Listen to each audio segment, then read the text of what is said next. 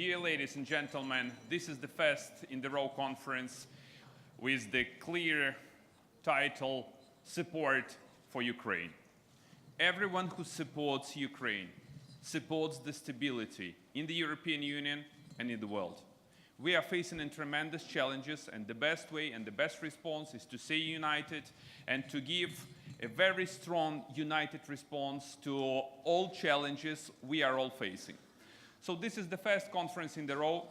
Next conference will be a Kyiv Security Conference. Then we're going to have conference in the United States, an investment conference, and in Germany.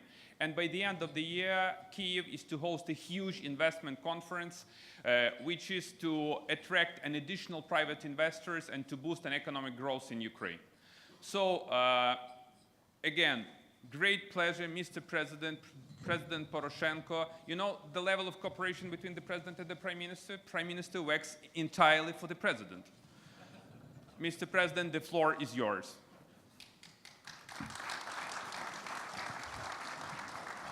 Arseniy, thank you very much indeed for such a good presentation. Dear Mr. President, dear Prime Minister, Prime Ministers, Ministers, Your Excellencies, dear friends of Ukraine. First of all, I'm really very happy to see you here and to have all of you here. This is very important. Very important message, because this is the key element of our victory. We should be united. United should be Europe, and united Europe should be and demonstrate solidarity with Ukraine. As this conference aims to mobilize and increase support for Ukraine, your presence here is highly appreciated, both by me and by the entire country. Your solidarity is a key to resolving its present difficulties as well to its future, which we see as a fully integrated, economically vibrant, and productive member of the European family of nations, as Mr. President Juncker stated yesterday. Our discussion at yesterday's EU-Ukraine summit leave no doubt that Ukraine continue to move along the European track. I would like to especially praise the effort of the European Commissioner, President Jean-Claude Juncker, who has joined us for this conference today.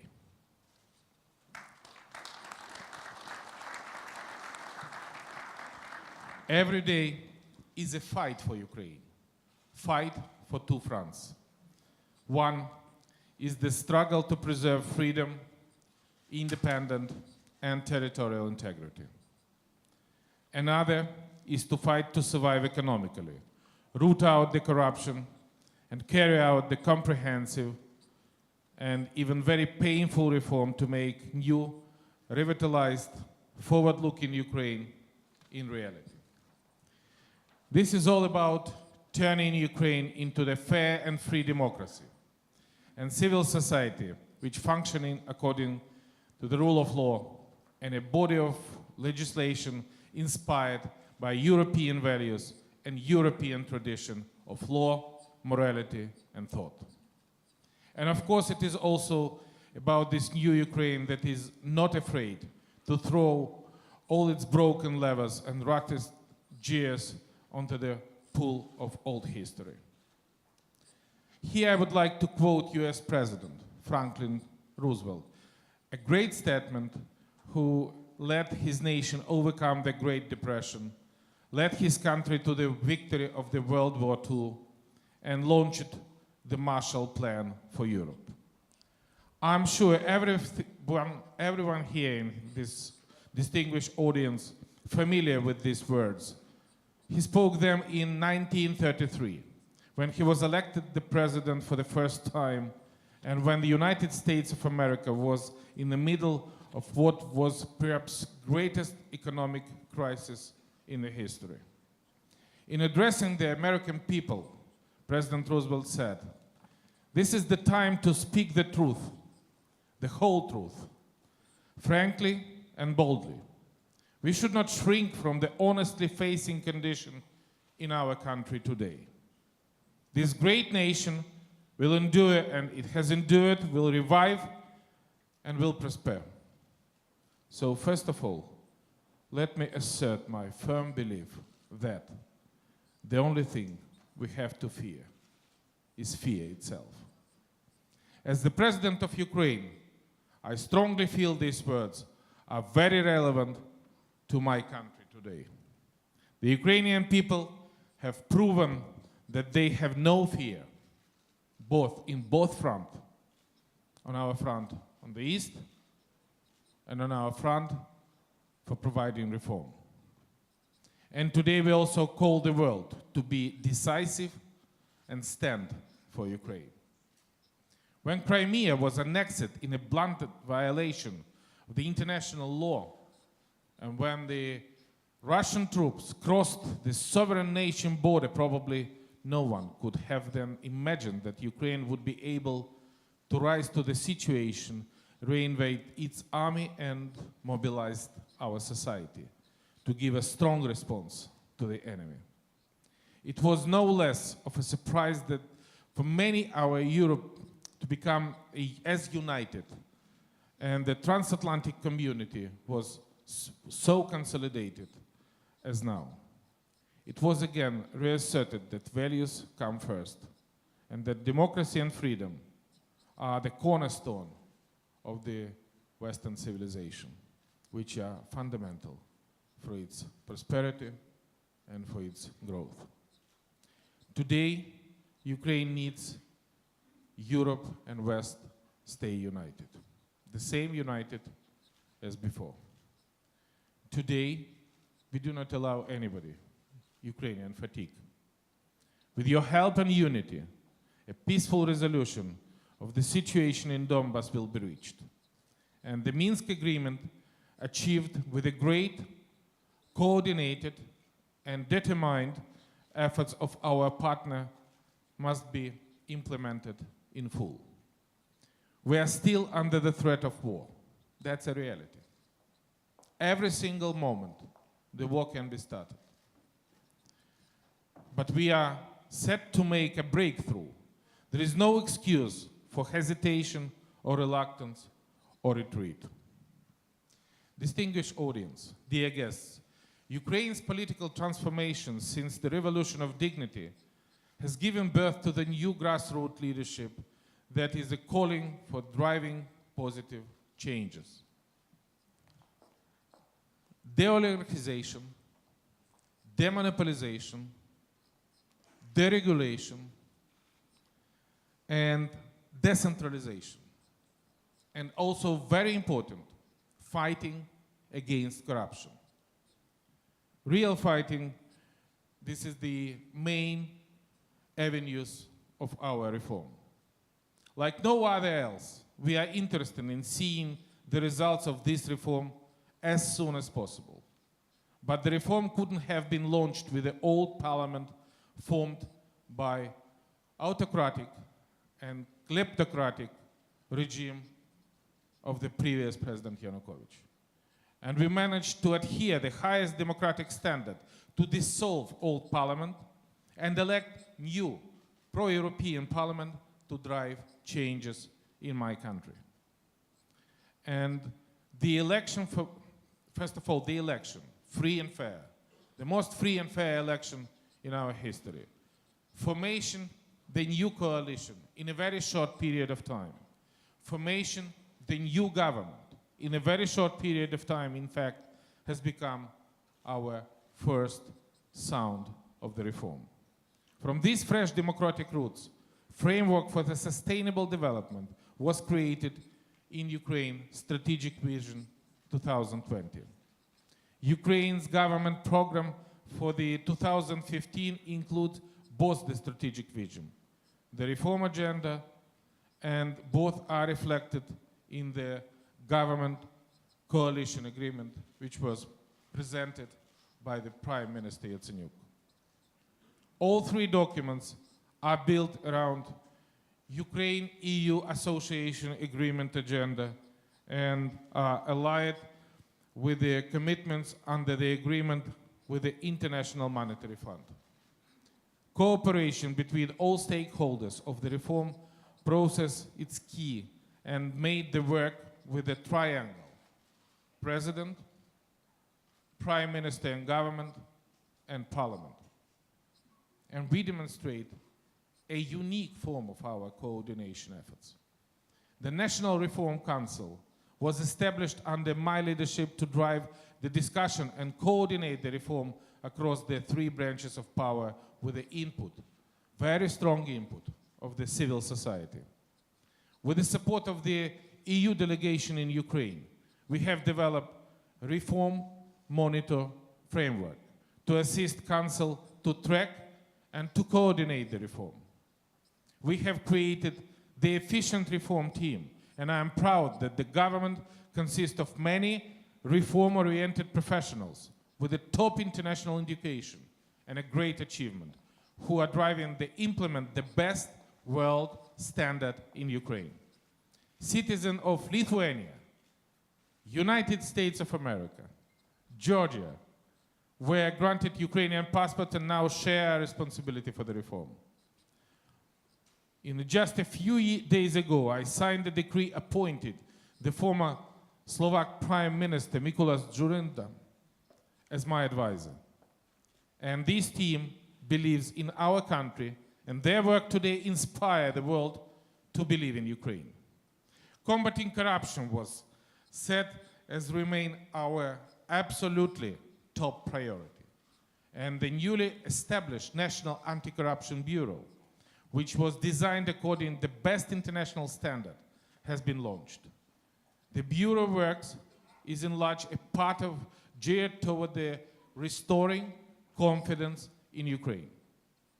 Constitutional reform, including the decentralization, reform in the judiciary and civil service, transparency of the public procurement procedure, changes in the tax code, measures to restore trust in the Ukrainian banking sector, and energy efficiency policy are all in process and being delivered for the sake of Ukraine's international credibility and for the benefit to the nation and of its people.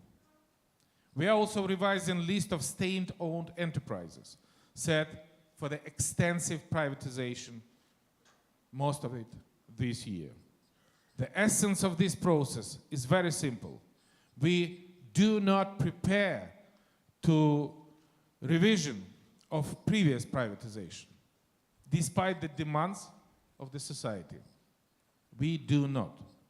But we are destroying monopoly of a small group of crony businesses and alienated them from the usual rent-seeking practice. We seek to introduce new rules of the game.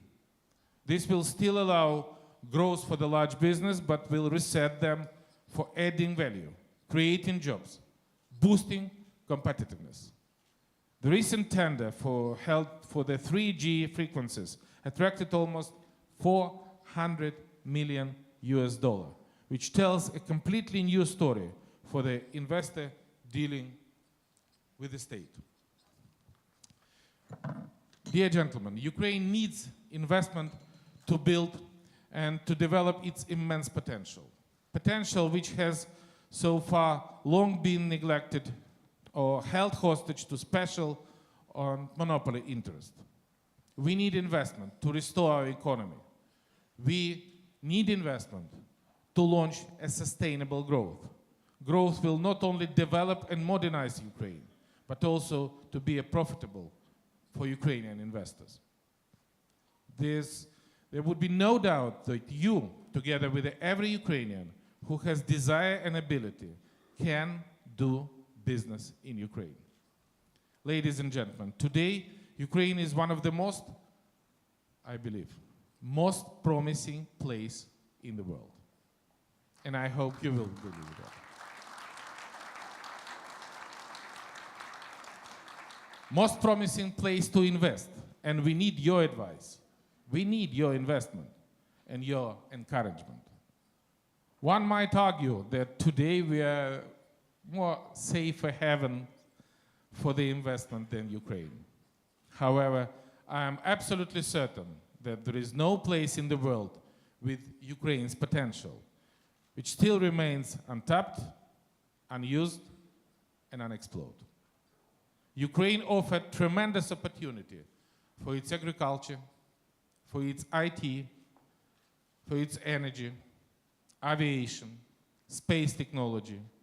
Ukraine is among top 10 in IT research and development outsourcing of the world. In assessing Ukraine's investment potential, it is so important not to exaggerate the risk in terms of security. Talking from my past business experience, I am fully aware that the condition that must be in place and that must prevail to secure investment in my country today. And if I were to make a decision to invest or not to invest in Ukraine, most importantly, I would do so from the perspective of assessing the potential for the business and economic growth based on the pace of changes in my country. Believing that the positive changes will prevail, I would then take a stock of how my business could benefit from the country's highly skilled human capital and the country's potential for the innovation and competitive sector of the economy. But as a politician, I am fully convinced that supporting Ukraine today, you will also invest in Europe, in the European security tomorrow.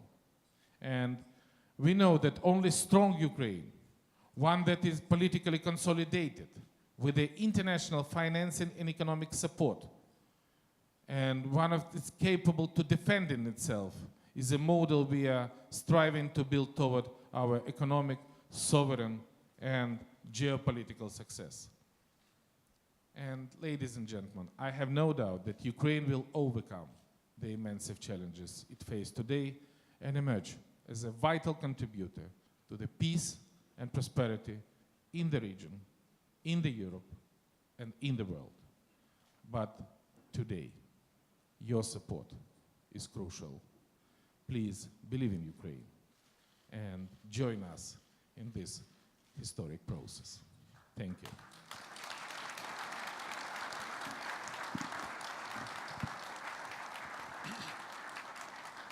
Thank you, Mr. President, for your strong leadership, and we are determined to change Ukraine and to make Ukraine really the best place in the European Union. I do believe that the best recipe is the strong support of everyone. For today, we are hosting 500 guests that represent more than 50 countries. But let me give the floor to one of the most prominent, brilliant EU politicians that is the key executive engine of the European Union, President Jean-Claude Juncker. Mr. President, the floor is yours.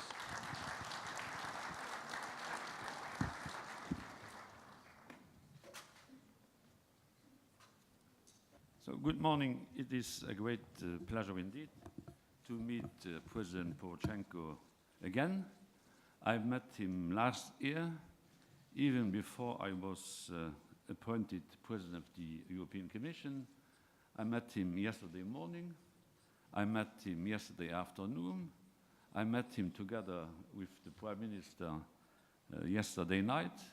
And I'm meeting all of you this morning. And I'm very happy, Mr. President, Mr. Prime Minister, Madam Prime Minister, Mr. Vice President of the Commission, Mr. Commissioner, Mr. Speaker, members of Parliament, ministers from here and there, everyone.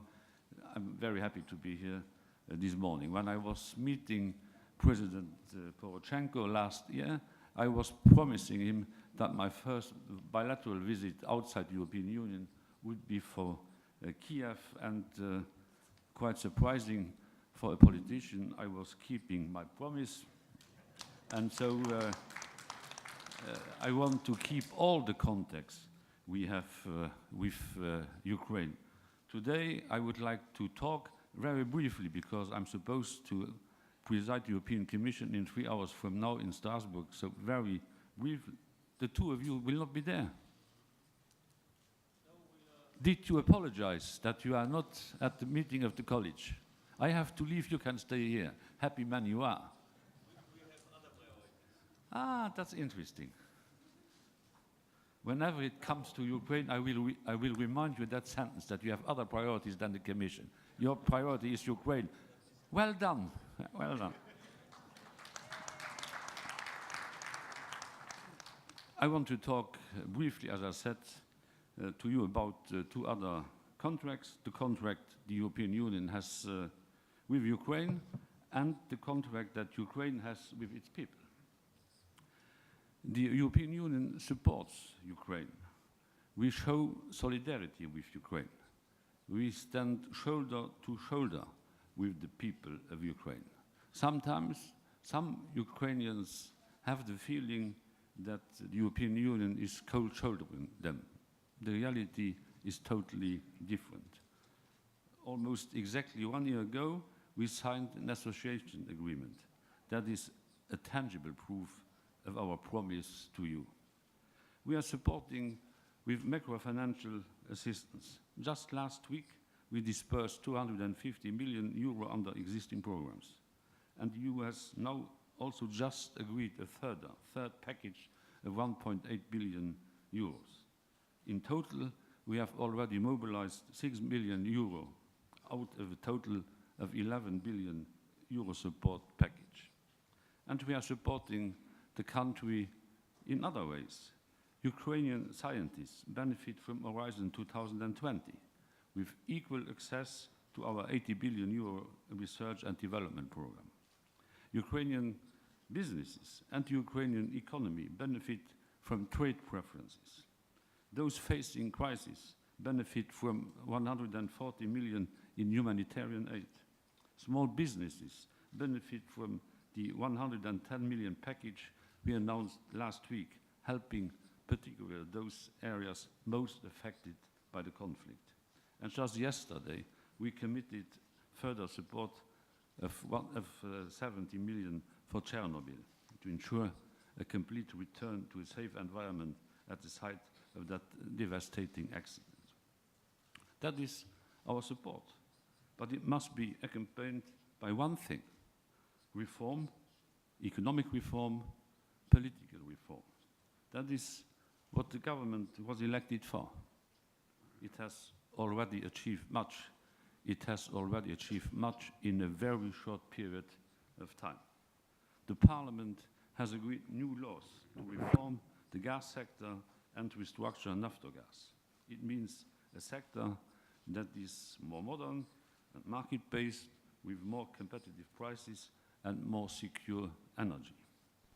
Looking at another area, corruption drains your economy. It eats into progress. It is an everyday tiresome blight on people's life. It's time to end it by prosecuting, by punishing, but also by preventing it through a new culture.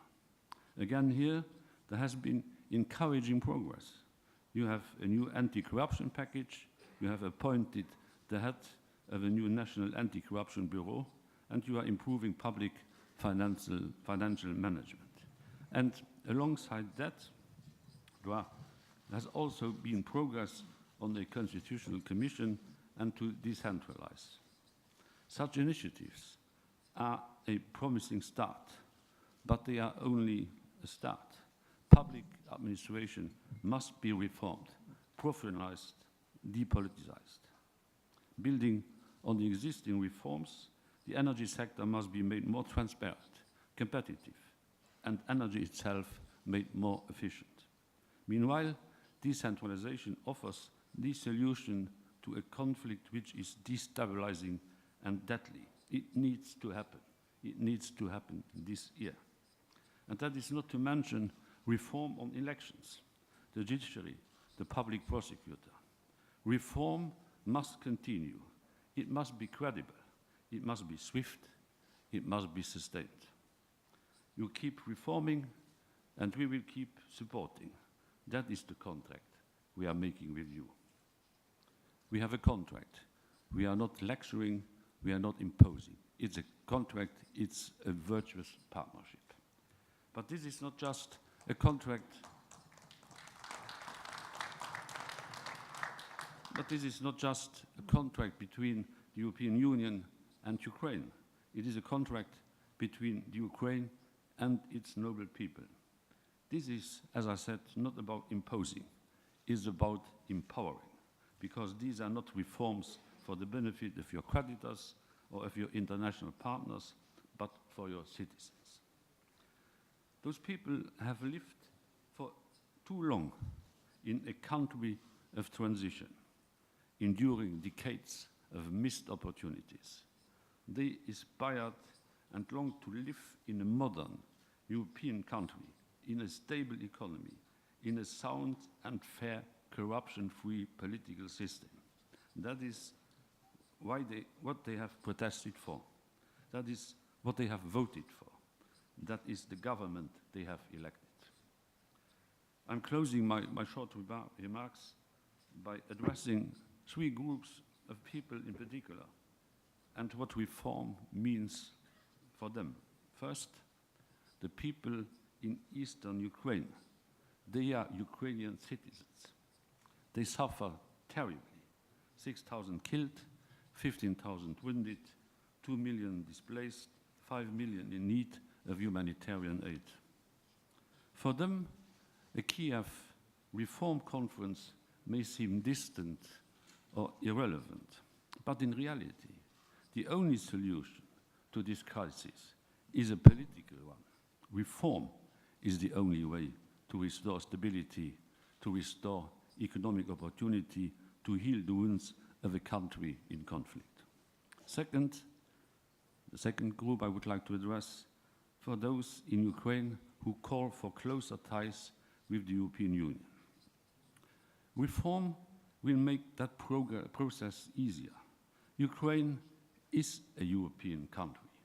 I was quite surprised, although not being fluent in Ukrainian, when reading the Ukrainian press this morning, because some of the journalists attending my press conference but not listening to the one who was holding the press conference did say and write that I said that Ukraine is not a European country.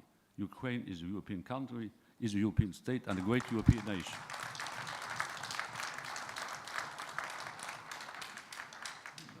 Third, for those who were waving the EU flag on the Maidan. I know, by the way, that protest was not isolated. It is part of a long history of protest in this country, a testament to the courage, resolve, and resilience of the people of Ukraine.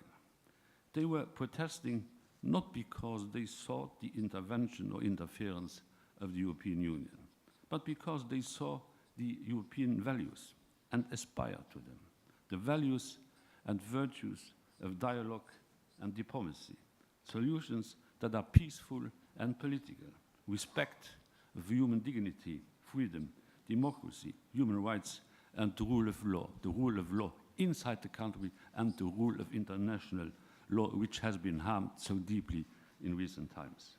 This is what reform can bring them. After the Iron Curtain fell, we saw many countries reforming towards the EU, restoring European unity, reconciling European history and European geography, releasing millions from tyranny into freedom. Today, those countries are open economies within our single market, equal partners in a union of free and fair nations. This is a miracle of history.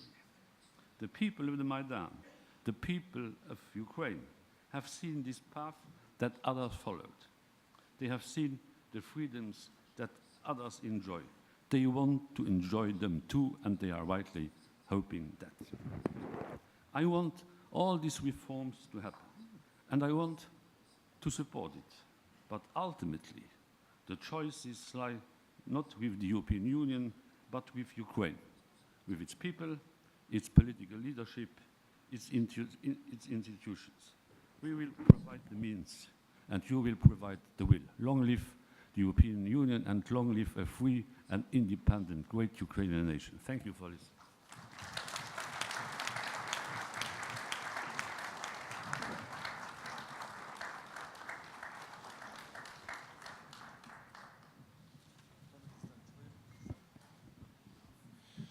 On behalf of you, let me thank you, both presidents, and as far as I see, probably in a decade, President Juncker can switch to the office of the Ukrainian president, and Ukrainian president can easily run the European Commission in a decade.